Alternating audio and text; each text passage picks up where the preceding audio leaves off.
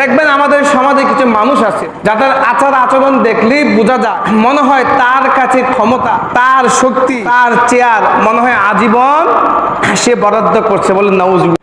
আমরা যারা শক্তিমান, শক্তিওয়ালা, ক্ষমতাওয়ালা, যাদের আমাদের শক্তি আছে, আমরা মনে করি সব কিছুর মালিক আমি নিজে, বলেন নাউজুবিল্লাহ। কি বলেন? আমরা যখন আমার সাময়িক কিছু ক্ষমতা আমি পাই, একটু শক্তি পাই, আমরা মনে করি এই পৃথিবীতে সব কিছুর মালিক আমি নিজেই, বলেন নাউজুবিল্লাহ। কি বলেন?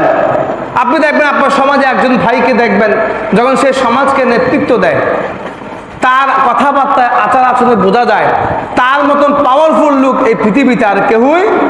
অথচ ইতিহাস যাদের, ইতিহাস দেখেন ফেরাউন, নমরুদ, উতবা, সায়েবা, তাদের ইতিহাস দেখেন, আমার মতে ইতিহাস পড়লে জানা যায় এই দুনিয়ার মধ্যে তাদের মতন শক্তিশালী আর কেউই ছিল। তারা আজকে কোথায়? তারা আজকে কোথায়? তারা আজকে কোন হালতে আছে ভাই? কিসের শক্তি আমাকে মনে করতে হবে আমার শক্তি যতটুকু আছে সবকিছু দিয়েছেন কে? আল্লাহ।